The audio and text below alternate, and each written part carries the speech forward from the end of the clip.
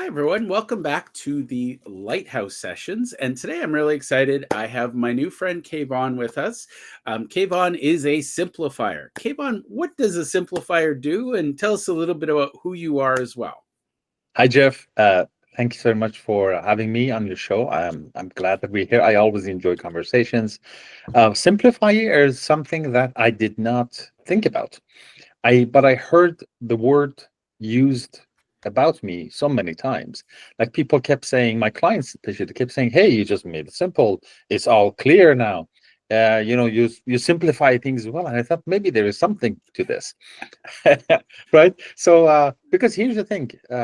I am a simplifier. I make things, one, two, three. I think in frameworks. I make them executable, and now it's easy to get it done. But I didn't think of it myself because being a simplifier means I live in complexity. I'm actually attracted to something is complex and complicated, and let's go figure it out and make it, simple and easy. So I guess it's the side effect of that attraction that becomes guess what, a value statement to the market. Does that make sense? It makes perfect sense. And I'll just tell you, I read Perry Marshall. I think it was his 80/20 sales and marketing book. Yes. And he talks, I think one of the chapters is actually called Confessions of a Complexaholic. And I went, that is me. But Yes. then I have the quote from Einstein that if you can't explain something simple enough, you didn't understand it well enough. Yes. Yeah. And I live and breathe. I have to go through complexity to get to the other side, Yes. Yes. but I live and breathe in frameworks, and I love 3-step this, 5-step that. Mhm. Yes, yes, you and I both. And honey, here's the thing. I know this is not what we're talking about, but there is Yeah. also the other side to that because everything has two extremes. We also, sometimes we overcomplicate things. Actually, most of the times we overcomplicate it, but there is also dangers in oversimplifying things. And we look at something and we think, okay, the main reason is this, and that could be it, and nothing else. And that's just limited thinking and oversimplifying it. So I learned that too. So paying attention to those and walking that path in between, that as simple as possible, but not oversimplified. Yeah. That's kind of becomes the path to progress. I feel like there's a famous quote, and my brain is going towards Tom Sawyer, but it's as simple as possible, but no simpler. Maybe it was Einstein, but Yeah, I have heard that too. Also, I think Da Vinci said, like simplifying things or simplification is the ultimate form of uh, sophistication. Yes, yes. Oh, yes, okay. I just double checked my quote, yes. and it was Einstein. Einstein. Yeah, There as you simple go. as possible, but not simpler. That's a very good way of saying it, Eddie. Avoiding the oversimplification. Yeah, and I think that's the reality is I live in a world of marketing and sales, Yeah. and I believe the phrase "a confused mind never buys," but reality is a confused mind never acts. Yes, yes. So if we're too complex or too simple, we're stuck in that little state of freezing, and we don't know what to do. Yeah. And I'm in marketing, like, let's talk about that actually, because a simplified situation is conducive to action, as you said. Oversimplified is not, because this is like a live example. We were talking with a client, and their question was something along the lines of, I have this 3 or 4 options. Which one is the right one for you? Or no, sorry, that's what we came up with, because their question was, I have this offer. Would you want to buy it or not? So their question was yes or no question. But when you give them 3 options, the question is not a yes or no question. The yes is implied. Which one do you want to buy? So, switches like that make a big difference. Well, it's fascinating. I'm a huge fan of Robert Cialdini, Dr. Mm. Cialdini, and in Yes. an influence, they actually did a study and they prove that 3 is the right number of choices because I think it was jam. They actually did a study, and if there's Yes. more than 6 types of jam, people stop buying. When there Yeah. was 2 or less, people weren't buying, and when they had 3 options, people bought. And Yes, I love the science of it, because when it's a binary yes or no, it's easy to default to no. correct. Yeah, Whereas if it's assumed yes and here's 3 choices, it's more of a collaborative conversation, because the question is, do one of these 3 fit you? exactly. And it could be as as simple and easy as that. Talking about it, going to default. I want to tell you a story to my conclusion from all of that. The story is Dan Ariely talks about it in his book Predictably Irrational, that they were studying two countries, Austria and Germany, I think, that basically similar language, similar cultures, similar everything. But the thing is happening in one of the countries, the organ donation people was like 25% only, and 75% were not organ donors. I don't remember numbers, but for the sake of Yeah. example. And the other country was the opposite. So many people were organ donors, and the other ones were not. Well, what's happening over there? It's not a cultural thing, it's not a language thing. So they had to look at so many things. And guess what? It turned out to be the outcome of the question on the form at the DMV. The question in one of the countries was, if you want to be an organ donor, check the box. In the other one, if you don't want to be an organ donor, check the box. Oh, wow. And in both situations, people did this lazy thing. They didn't check the box. but the amount of boxes checked or not checked was the same, but the outcome was different. And therefore, so many people end up being the organ donors or not. So he has a bunch of those things in his book. Yeah. And combining with Robert Cialdini's work and other things in life, I noticed that they are all under one umbrella. And this is me simplifying. Love it. See what I did there? Well done. Yes. So they're all under the umbrella of, there is no point in fighting our nature. Yeah. However our nature works, we should go with that, and hence, go with the flow. So if my nature tells me 3 is a good number and everybody else's nature is the same, what's the point of coming up with 2 or 5 options? Yeah. Let's go with 3. No thinking involved. So that's the framework for my sales, framework for my Toastmasters, framework for my parenting, framework for everything. Rule of 3, go with 3. And even, between you and I, Jeff, a few years ago, I took a stand-up comedy course. Just wanted to see how that works. Guess what? We have the rule of 3 over there. They actually call it the rule of 3. It's Really? a joke. Yeah, it's a joke structure that you say something, yep, makes sense. Number 2, oh, yeah, of course. And number 3, you hit him with something different. Curveball. Yes. The joke that I had to practice at the class was challenges of working with Zoom and COVID and all of that. So I said, this wasn't a different for me. I am an introvert. I always work from home. So here's the thing. I like working from home. That's number 1. I like the commute. And I don't like people. so see, 1, 2, boom. So the rule of 3 is always helpful. Yeah, and it applies in so many areas. So Yes. I'm going to share a book with you that I don't know if you've heard it. Yes. It's called Obvious Atoms, and it was written by Robert Updegraff. It is an Yes. old classic, and Yes. I can't remember his exact phrasing, but he has 5 tests of obviousness or something like that. Ah. And the number 1 test to determine if something will succeed or fail is, does it violate human nature? There you go. Because Yeah. if you require I listened to that book humans, a few months ago, but thank you for the reminder. Does it but yeah, because if it does it, it's just hitting against the wall. yeah, Yeah. you're doomed right out of the gate. If you if you're doing something and your assumption is human beings are not lazy, guess Yes. what? You're gonna Yeah. fail.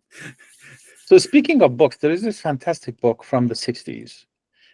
It's kind of mother of all, marketing language and copywriting books. It's called Breakthrough Advertising by Eugene Schwartz. Oh yes. And one of the main points that he makes, especially at the beginning of the book, is the job of a marketer is not to create demand.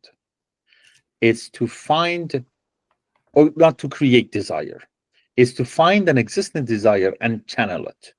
Yeah. So there is no creating a new desire for people. It's finding their desire in that situation and not that not being met in that situation, what kind of a problem it is, then the main job of the marketer is describe the problem as much as good as you can, because this is another human nature thing. If you can explain somebody's problem to them better than they can, they automatically assume you have the right solution for them. Yeah. And it's funny. I recommend to people all the time, and I got the seed of this from Perry Marshall because he talks about Renaissance time, and he says every day you should read books that weren't mass produced. So you kind of his advice is you go pre printing press, because the Mm, idea was if a book was worth saving, they made sure it was saved. yes, Whereas now you can get anything and everything on Amazon, but I look at books from the 40s, the 30s, the 50s, yes, and Gene Schwartz was influenced, I believe, by Robert Collier from the 30s, yes, who is the original one who said, "Enter the conversation going on in their head. Don't try to yes, distract them or disrupt it." yes. And that's true. That is an all-time truth kind of a thing, and people try to always come up with some sort of a gimmick or a tactic to Yeah. shortcut that. I send a daily email to my list, and it's a few days ago, I think last week sometime, I sent this email. These are the first two lines. Experts say that milk needs to be kept on the counter in a bowl and not in a fridge. Experts also say meow. you know they're doing the thing. So I always get these, oh, this new tactic or that new tool or this new service. Email is dead. It's all video, short videos now. Short videos are dead. It's all this and that. Yeah, Yeah. meow meow. Buy my milk, There's a buy lot my of milk. noise and a Yes, lot of yes. funerals for fads, right? Yeah, there you go. And that's if they adhere to the main principles, yeah, I listen. If they don't, and they actually, some of them say that stuff doesn't work anymore. This is now, yeah, you lost me. Yeah. It's funny. I actually did a presentation this morning, and the whole theme was don't Yes. believe everything the experts tell you. Yeah. Because, Well. Yeah. if you have you're talking to a neurosurgeon, they're going to say you need brain surgery. You're talking to a hand surgeon, they're going, oh, your brain's fine. Let's work on your hand. Yeah. I want somebody who understands which one to send me to, and then I ask their advice. And Yes. Which, that's a great example. And my background is medicine. I studied medicine. So this was a topic that got my attention. And this whole idea of being a diagnostician first, making the right diagnosis, because we know prescription without diagnosis is malpractice. Um, so that is something that I bring to the table with my clients. They come to me, I want this, I want that, I want this. Hold on a second. Let's see what's going on, what's working, what's not working, what do we need. Let's make a diagnosis first, yeah. and then go after solving that. And there are simpler ways of saying that. For example, the book One Thing Yeah. has that question called the focusing question. What is the one thing I can do that by doing it make everything else easier or unnecessary? That's a great filter to find out, where's the leverage point, what lever to pull, is the diagnosis confirming that or not. So those are my first interactions with my clients, and my recommendation to them: let's work on the right things as opposed to doing things really fast and really effective. I don't need 4,000 leads. Just give me 4 leads, but good leads, kind of a Yeah. thing. Uh, So it's, yeah, go ahead. I was just gonna say, I like to tell people, everybody's like, "Oh, I need 1,000 clients," and it's like, I'm just gonna say that Jesus started with 12 disciples, and we Yeah. still have Christianity today. You Mhm. don't need 1 million people, 1 million followers to start. You need a few raving fans. Yeah, for your raving fans, that's a proven model. um, and not just people. That's true for people, but I like to think of as activities, as Yeah. where my attention goes, that the things that I get done. I do have a big section in my book, of course, it's called Simplify. A section about this whole concept and the difference between effectiveness and efficiency. because they are used kind of interchangeably, but they are Interchangeably? yeah, but they're not the same thing. So this is my, smart wordplay. Uh, so I'm just gonna say it once and quick, then we go deeper. Effectiveness is doing the right things. Efficiency is doing things right. Productivity is doing the right things right. Yeah. So effectiveness is doing the right things, as in the things that they make everything else easier or unnecessary, the things that they make an impact, the like leverages. Because guess what? If we don't make sure, if we don't have the right diagnosis, if we don't have the right plan to do the right things, we might get really, really efficient to do the wrong things really fast and really cheap. Yeah. We I'm don't want that. laughing because Kayvon has no way of knowing this, but literally this morning I recorded a 10-minute rant on effective versus efficient. There you go. We joke that we were apparently separated at birth, or we're somehow connected, but I Yes. do believe, and I say this sincerely, the right people show up when you're ready for them. And I think it's funny to have this conversation because I swear I was having this conversation with myself about 2 hours Yes. ago. Yes. Well, let me share a personal experience about that. So I speak Farsi. That's my mother tongue, right? So I think I am very fortunate that my mother tongue is the same language that Rumi's poems are written in, and he has been a big influence in my life. So I'm not going to translate the poem that always guides my life, but I kind of see the same thing in the expression in English language when people say people get what they deserve, and they usually say it in a negative Yeah. tone. And I'm thinking I don't know of any other better news than that, because what I get, what people get, is not based on chance. It's not based on the things that they cannot control. It's based on their level of deservedness. Yeah. And guess what? That's the one that they can control. They do the right things, say the right things, talk to the right people, be clear about that. So, yeah, if what I get is based on what I deserve, and what I deserve is how I show up and is in my control, what could be better than yes, yeah, Yeah. yeah. People get what they deserve, and every time Thank I goodness, go, yes, thank goodness, and every time I go off track, I suffer and things don't work out, and I feel under pressure until conversations like this remind me of, come on, man, dude, come back to where you were and all of that, and stay on in your lane. And guess what? Things will just start clicking in place again. Yeah. And I've been obsessed with the saying, when the student is ready, the teacher will appear. Yes, exactly. And I used to be very literal about it, and I was looking, going, okay, I'm ready. Where's my teacher? And then one day I was looking in the mirror and I went, oh crap, it's me, isn't it? And now it was just the aha Uh, moment that if you're not open to something, it's not going to come into you, and you're going yeah, to never receive it. So yeah. um, Like, I am knocking at the door. You have your noise canceling headphones on, yeah, dude. So, and also that teacher is a placeholder for opportunity, for the right business, for the right client, for the, yeah, so yeah, it's about us and our state of readiness and staying on path. As you said, a confused customer doesn't buy. So if I am not clear about what I'm doing, yeah. what problem I'm solving, and for whom, how would they are going to know? Yeah. I read a book. It's called Go for Stupid, and I might be misquoting it, but I'm going to give Steve Sims credit for it. Um, he's the first one who said it enough times that it sunk in. He said, "Our job in business is to be impossible to misunderstand." Yes. And I was like, "That's exactly it." So Yes, I love let's that. talk a little bit about, I'm going to shift gears here because my Yes, audience likes shifting gears, and yes, we're going to have a deeper, stranger conversation. yeah, One of my aha moments is that a lot of visionary entrepreneurs, whether they know it or not, they're neurodiverse. And we were talking about this before we started recording, that April is autism acceptance month, and mm, I've opted out because I'm autistic 12 months of the year. I don't have 1 month where I get the luxury of saying, yeah, I'm okay with it.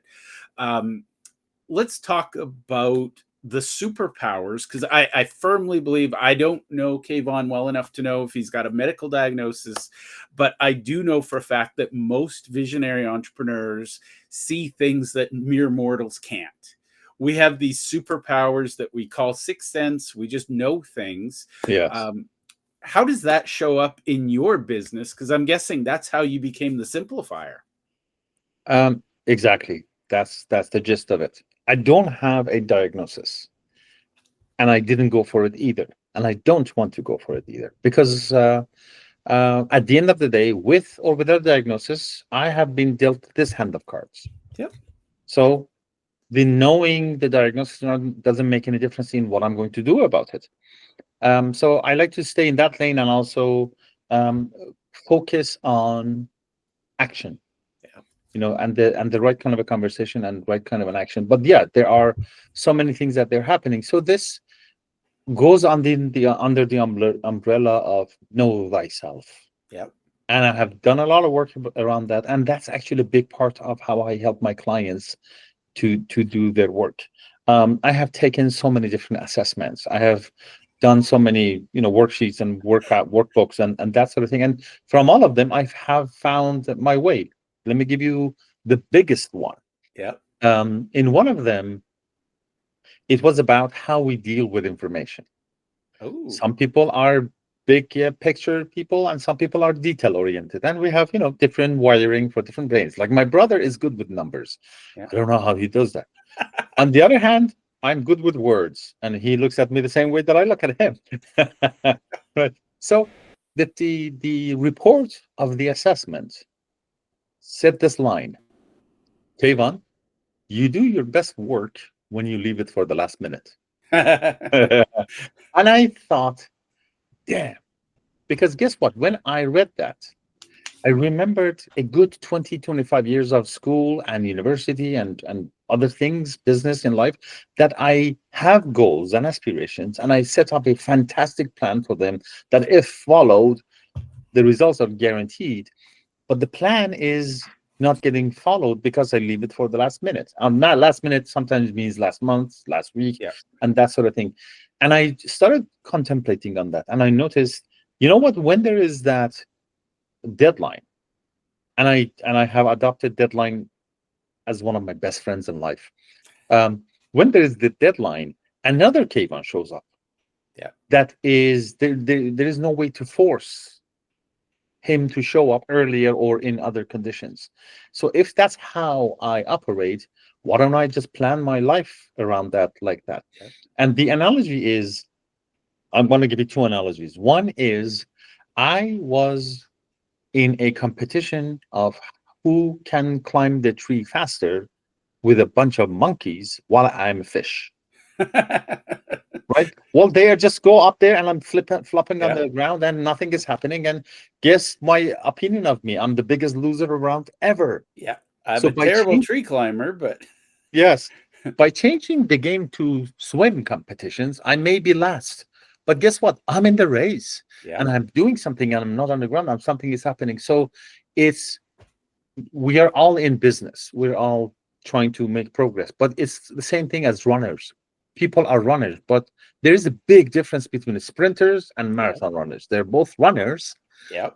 The body, their exercise, the physique, everything is different. So leaving the things for the last minutes means productivity and effectiveness, and creating results for me is a series of sprints rather than a marathon.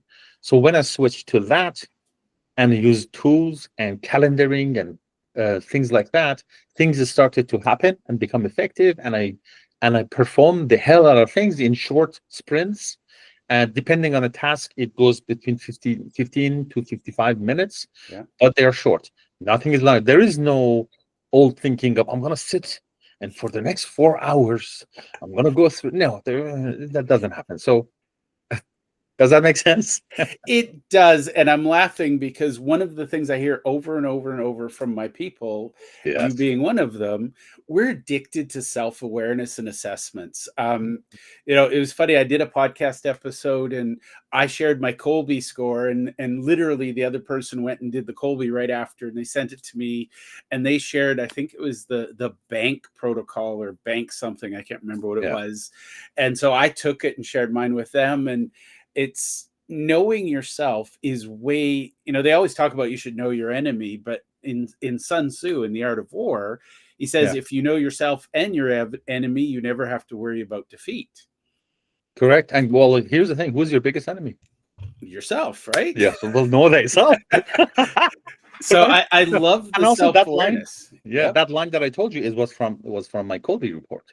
Okay, there you go. Yes. So, And Sun Tzu said this whole idea of know thyself and being prepared and just staying in our lane. Talking about Sun Tzu, he said, if you know your enemy's enemy really well, so you know how well trained their soldiers are, what they're good at, what their weaknesses are. If you know your enemy really well, enemy soldiers really well, that's half of the victory. yeah. If you know your own soldiers really, really well, but not knowing anything about the enemy soldiers, that half of the victory. Also, if you don't know anything about their soldiers, and if you don't know anything about your own soldiers, but you know the battleground really well, that's half of the victory. Yeah. And that kind of changed the game, the way that I do work, and also how I help my clients. Well, and the one thing you can control is how well you know yourself. I mean, Yes, um, I guess that you're a high quick start and I'm moderate. an 8. You're an 8. Yes, So I am 3683. 4592. There you go, almost the same, exactly the same. I rarely meet people who have that same pattern, but one of the things I've learned is I should never sit in on a progress report meeting because I will go squirrely. I'll be sitting there going, I can't stand this. But you need somebody in a brainstorming meeting, I'm there. Yeah. If Yeah. we're going to read the minutes of the last meeting, call me when you're done. I'll come in and I'll catch up. Yes. But it is fascinating, and what I know about me is I can do amazing things in a 4-hour work sprint. Just don't ask me when that 4 hours is going to take place. Yeah, yeah, It's exactly. I know what you mean. The 4 hours is going to be spread out in 4 days, but well, but for me, so I have the hyper. Colby is the one that I do the most, and it's Yeah. about how you interact with the world, how you operate. Yep. The other one that is my favorite, which also I am a certified advisor, so that's a service that I provide to my clients, and I do so I basically ask them to do both assessments, and we give them a complete picture of themselves. And you said it's fascinating. The thing is called Fascinate. So it's a fascination assessment, which is about how the world sees you. So Oh, Bank and Disc and Colby, they look at how you see the world from different aspects. One is operational, one is your talents, one is your focus. But how does the world sees you? Because a lot of my clients, they start with, hey, I need with standing out better.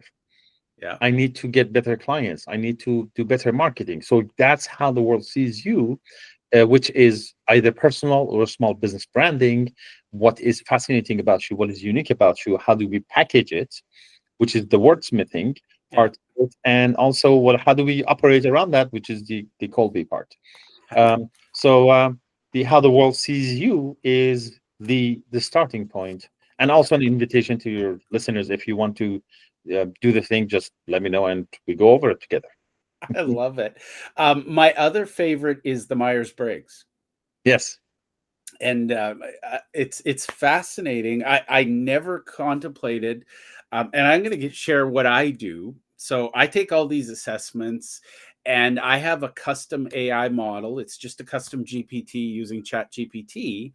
And Yeah. what I've done is I've fed all of my assessments, Oh, and I share what I'm thinking, what I'm working on, and I actually went to get formally diagnosed with ADHD, even though I knew full well the answer was no kidding, you've got it. yes. I've got 50 years of evidence to support that. Hmm. I went to the psychiatrist, and I'm not kidding.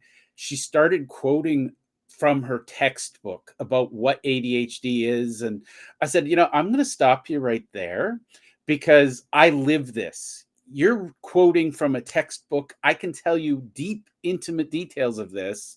And I said to her, how can you possibly help me if you're studying me as an illness to be cured?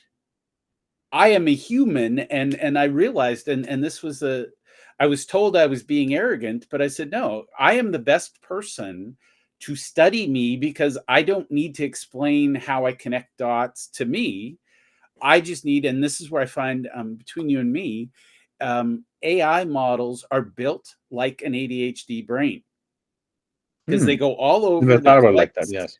a whole bunch of different data, and then they converge on a point. Yes. And a lot of people, when they catch us in that all over the place phase, they're like, oh my God, you're crazy today. Take your meds. But it's like, no, this is my process. And I'm going to get to a point that is finer and more defined than you can even possibly imagine right now. Just Yeah. stand back. Well, this is your interview, but let me ask you a question. Yeah. So when you get to that point, what's next? What comes after that? Well, the beautiful thing, so for me personally, as a visionary, I used to think that my work was done when the whiteboard was wiped clean. That was my version. I'd be like, whew, and to quote, you talked about the 1% solution. That was where I was like, oh my God, I'm exhausted. I'm going to bow out. But I would force myself. So one of my weird ADHD things is hyper focus. And what that means for the listeners, I can spend 12 hours straight staring at something, analyzing it from every angle. And I'm not kidding. I forget to eat. I forget to sleep. I forget to go to the bathroom. I will literally sit here until something reminds me that I'm human and I need to be human. Yeah. When I had kids, I learned to set alarms so that I'd feed them. Like, it's not that I'm ignoring them. It's just I'm laser focused. Yes. But the aha for me was I can figure out and I can do things. I just don't want to. So what I did was I built AI models that takes my vision and brings it down to a strategic level, and it creates more of an action plan. Yes. And then it can take it down to the tactical level where here's the to-do list.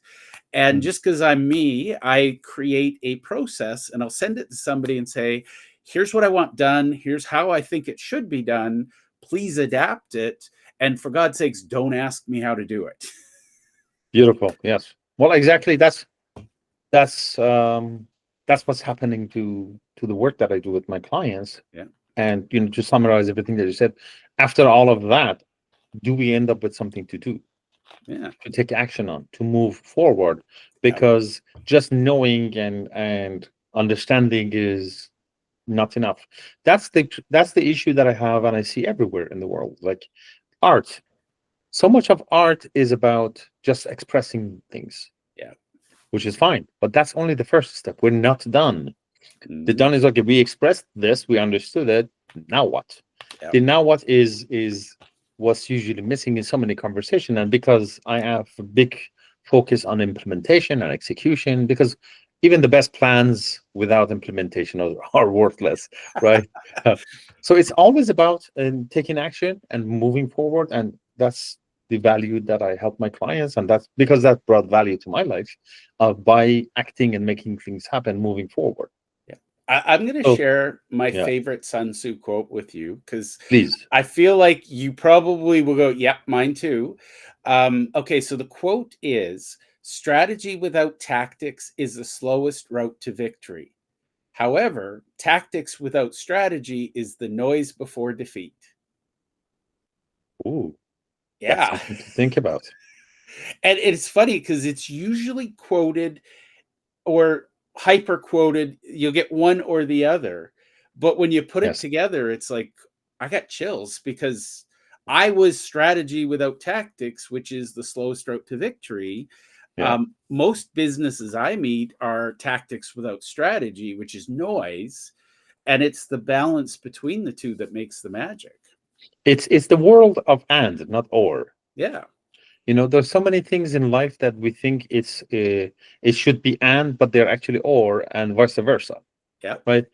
So for me is how do we go about this? Because or I should say, the both is the poison. This is another part in my book that I talked about my parenting uh, thinking, Yeah. strategy or whatever we want to call it, which I apply to everything. With my ex-wife, we might have our differences, but on parenting philosophy, we're in sync. So the thing was, here's the question: do you want your child to be safe or strong?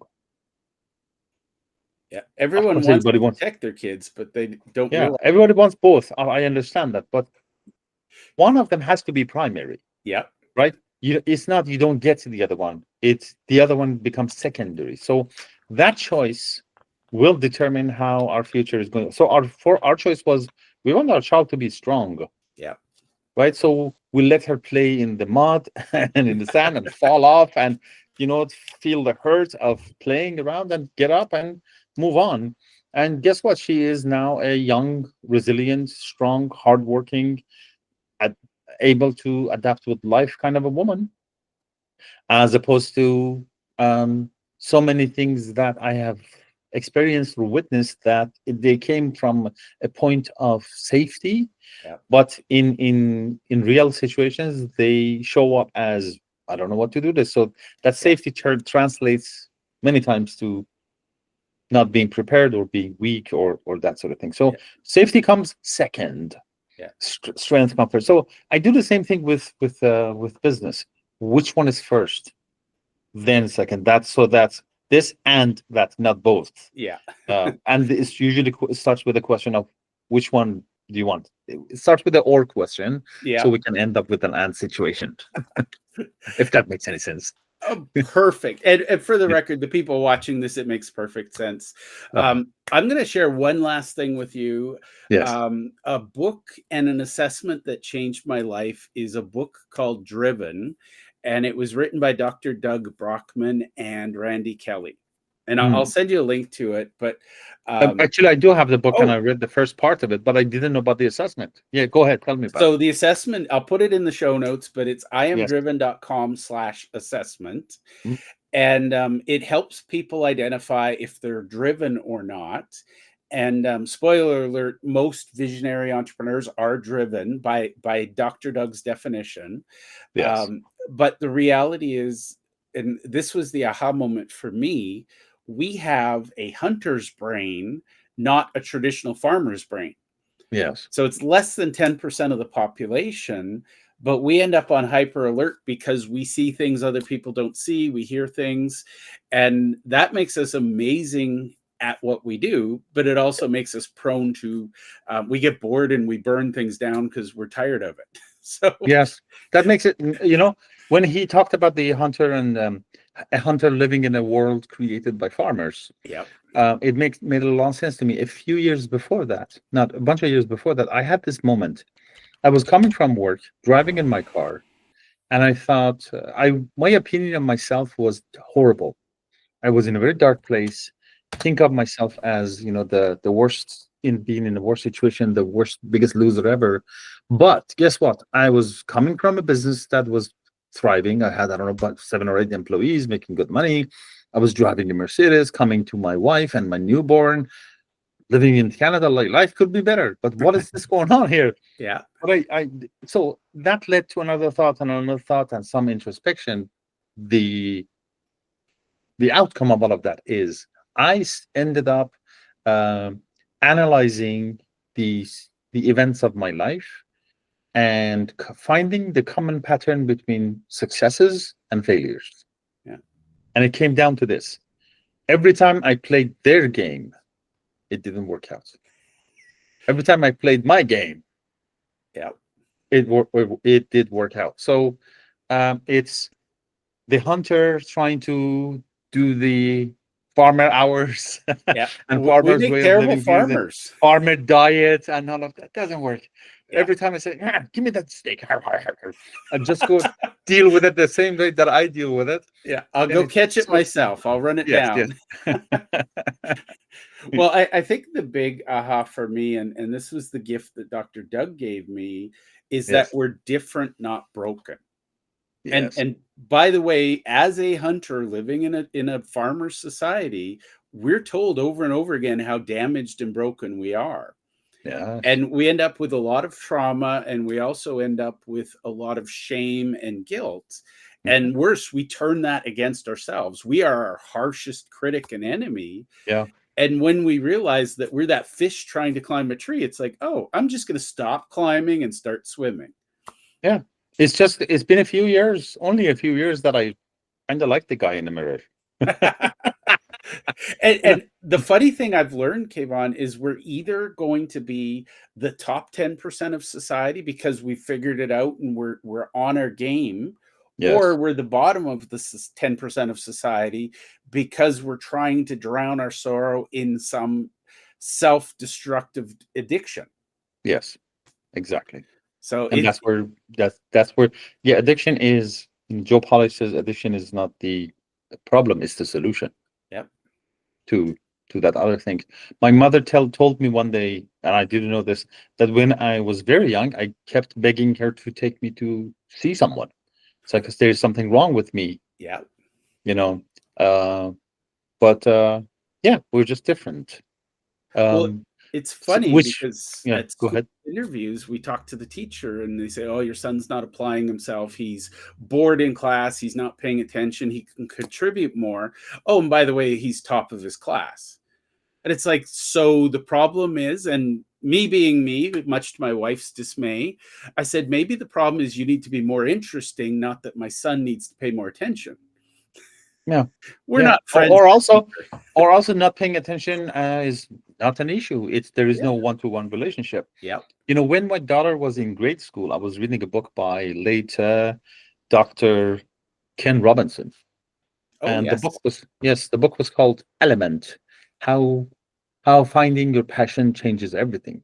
Yeah. And this in the book, there's a story of I forgot her last name. There's this lady Jillian something. She's a dancer, and she has contributed a lot to the art and dance and choreography, choreographic world. She choreographed cats.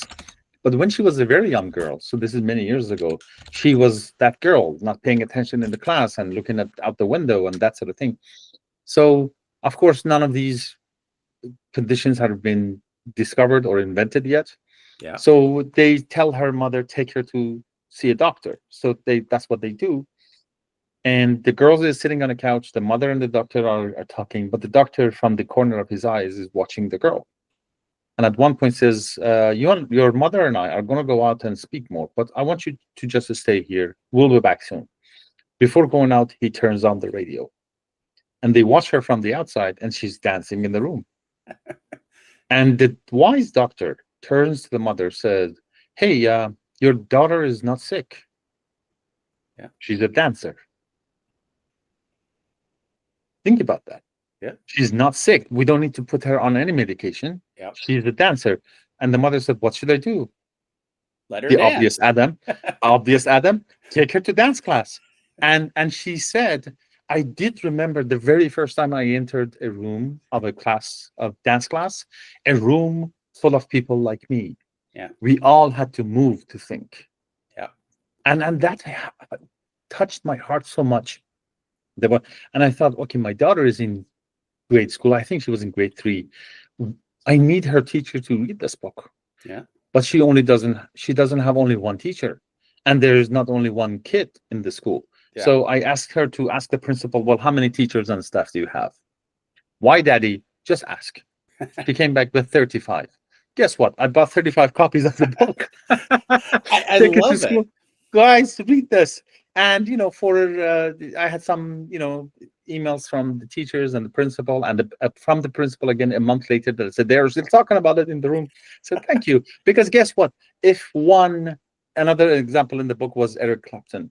If one, throughout all of the years of the schools and all of the years of teaching and Yeah. thousands of kids that they go, if this action makes one Eric Clapton come out of it, Yeah. it's worth it. Well, one of the things I'm obsessed with is learning styles. That's one of my Yes, yes. other assessments I love. There's 5 primary learning styles, and most teaching is auditory. So you're ignoring 80% of the population with and by the way, teachers teach using their dominant style. So it's dumb luck that your kid happens to find a teacher that teaches the way they learn. It's like pure, I don't even know the math on it, but it's pure chance. Yeah. And again, I don't expect the teachers and the schools to bend to my kids, but as a father, I am insistent that I know how my kids learn. Yeah. And when they come home and say, Dad, I'm having trouble with something, we figure out how they need to absorb it to learn it. Yes. And spoiler alert, repeating it in the same way they didn't get it isn't going to get it into their heads. Yes. Yes. It's that whole tactics without strategy thing, Yeah. right? Now, Again, I could talk to you all day. You and I, we're old friends now. We were yes. clearly separated at birth. I do have to be mindful of your time because otherwise you won't come back on the show. How can people get to know you, connect with you, find out what a simplifier can do for them? Oh, excellent. Well, first of all, I really enjoyed this conversation. I agree with you. Thank you very much. The place that I'm easiest to find is LinkedIn. And the same handle that I have applies to all social media. So same Dr. Kayvon K everywhere. And the website is called simplifyprofits.com. Love it. I'll put those in the show notes just in case people don't know how to spell simplify, but that's a bad joke. And I'm going to take the fascinate, so we'll talk about that next time we talk. Yes. Now, my favorite question, because I never know which way it's going, is there anything I should have asked you that I haven't yet before we wrap up? Anything that you should have asked me? No, I don't think so. We talked about so many things, but a good question to ask is, this is a question, my favorite question to ask from other people. I ask this question from young age from other people. If you had to give me one piece of advice, what would it be? Ooh. Right? So they would give me something, and sometimes it's like from the left field, and I get surprised, and I'm thinking, from all of the advice in the world, why did they have to give me that one? So I try to understand that, and I have learned so many lessons. So if I want to just share one thing, I'm going to tell you a story. A few years ago, I was on a trip with a bunch of friends. We were sitting around the fire, and somebody brought up this game question thing, that imagine you're on your deathbed and you only have 3 breaths left. What are the 3 things you're going to say and go?